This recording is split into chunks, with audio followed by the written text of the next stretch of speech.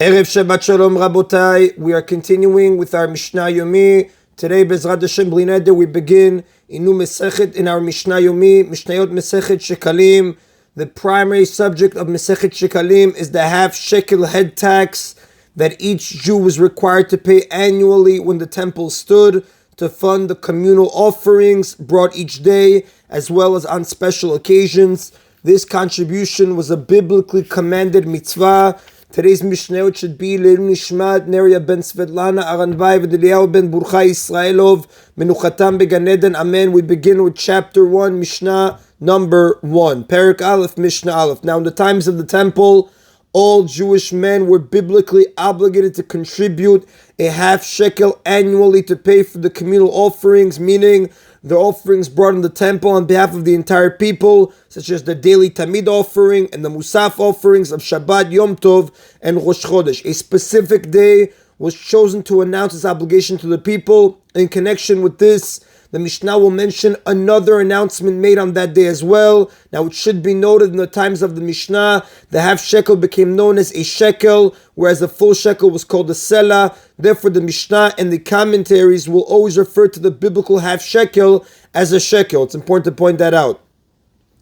Be'echad ba'adar mashmin al shekalim. On the first of Adar, messengers of the court proclaim in all Jewish communities the obligation to give the shekalim, so that the people should give them to the temple treasury by the end of Adar. Now the sages learned from a verse that beginning with the first of Nisan, all communal offerings had to be purchased with new shekalim contributed for that year. Therefore, the shekalim had to be paid before the beginning of Nisan, during the month of Adar, which is the month before Nisan. Now, the first of Adar was chosen for announcing the shekalim because it is 30 days before the beginning of Nisan, at which time the shekalim are first used, and it's appropriate time to begin preparing for this event. Vala kilayim, and they also make a proclamation on the first of Adar in regard to the prohibition of kilayim, which is planting different species such as wheat and barley together or letting them grow together in the field. Now this prohibition is known from Sefer Vayikra, chapter 19, pasuk 19, and is discussed extensively in Masechet Mishnayot. Kilayim also discussed throughout the Gemara. Now they instruct those who have such a mixture growing in their field to reduce the amount of the foreign plants to less than 1/24 of the total growth of the field. In this way, the mixture is no longer considered kilayim. Now, the commentators give an example. If barley shoots are growing in a wheat field, the farmer must uproot enough of the barley plants that what remains of them is less than a 24th of the total crop. Now, this announcement was made on the first of Adar because that is when grain typically begins to grow large enough to notice a difference between species, and it becomes apparent which are the foreign growths in the field. Now, as we will learn Bli Neder in Mishnah 3, another significant date with regard to the collection of shekalim is the 15th of Adar. The Mishnah lists several other events that occur on this day. B'chamisha bo, on the 15th day of the month of Adar, they read the Megillah in the walled cities, which refers to cities that had a wall at the time of Yeshua's conquest of Eretz Yisrael. In these cities, Purim is observed on the 15th of Adar, as the Mishnah writes in chapter 1, Mishnah 1 of Masechet Megillah. Mitaknin et hadrachim v'et harchovot, and the court or those acting on their behalf does the following. They begin to repair the roads and the marketplaces from damages resulting from the winter rains. Now the repairs were done at this time so that the roads would be ready for those traveling to the temple for Pesach, as the Rav writes in his first explanation. Vet mikvaot hamayim, as well as the mikvaot, by cleaning the mud that fell in during the rainy season. Now in the times of the Mishnah, pools of naturally accumulated water in ditches or caves were commonly used as a mikvah for purification purposes.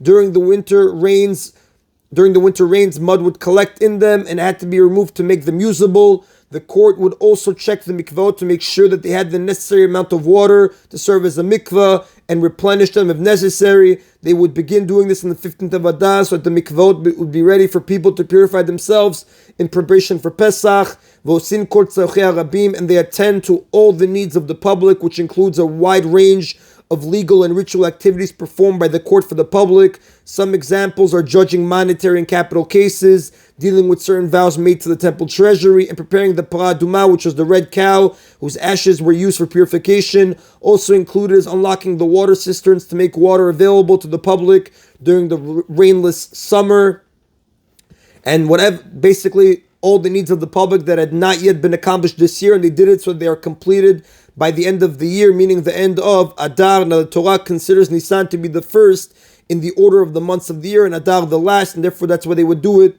at this time. Umtsainin et akvarot.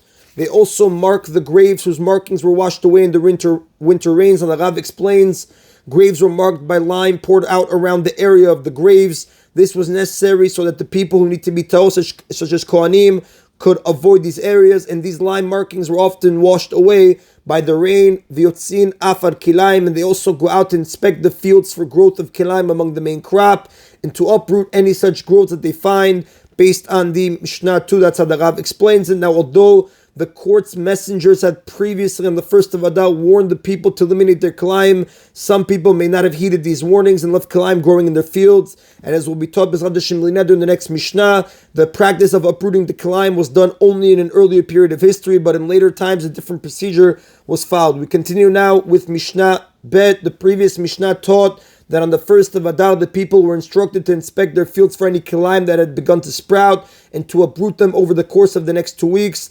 The court's messengers would then go out on the 15th of the month to make sure that this had been done. This Mishnah explains what the messengers would do if they did in fact find kilaim still growing in the fields. Amar Rabbi Yehuda said,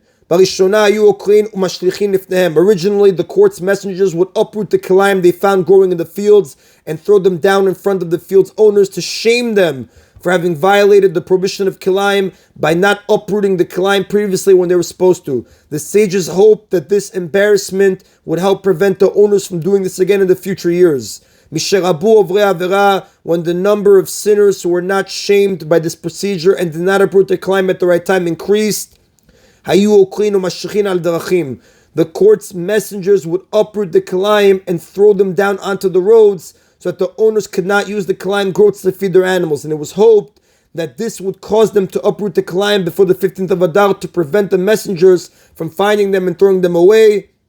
And the commentators explained that the reason that they had to switch the procedures because, on the contrary, more people became lax with uprooting the kilaim because they began to rely on the court's messengers to do the uprooting for them. So in this way, they would in the end be rid of their kilaim and also have something to feed their animals. Truthfully, however, they sinned by not uprooting the kilaim as soon as they realized it was there. Therefore, the original method of uprooting and throwing down the kilaim proved to be ineffective and even counterproductive. Now, the Mishnah here is discussing kilaim that does not involve grapevines, because kilaim of grapevines is forbidden for benefit and may not be fed to animals. So like we read, at the end they switched the procedure. Now, the commentators explain when the new procedure, when the court's messengers would uproot the kilaim and throw them onto the road so that it wouldn't be able to be even used for the animals, because as it turned out, the people were not interested. They were not that interested in feeding the kilaim plants to their animals, and they would not go to the trouble of uprooting them for this purpose. Rather, they would wait for the court's messengers to come and get rid of their kilaim for them. The sages instituted that the messengers should declare as ownerless all the crops of the field that had kilaim. Now, the messengers would not uproot the kilaim. Rather, the crop was declared ownerless until somebody, meaning the owner or anybody else, uprooted the kilaim, and therefore allowing that person to take possession of all the produce. And the Torah, the Rav explains, empowers the court to declare property ownerless when necessary, and this is known as hefkel beit and hefkel. Whatever is declared ownerless by the court becomes ownerless. Now, this served to convince the owners to uproot their kilaim so they could not lose, that they should not lose their entire crop. And that is the Rabotai of today's Mishna Yomi. Everybody should have Erev Shabbat Shalom. Baruch Adonai Leolam. Amen v'amen.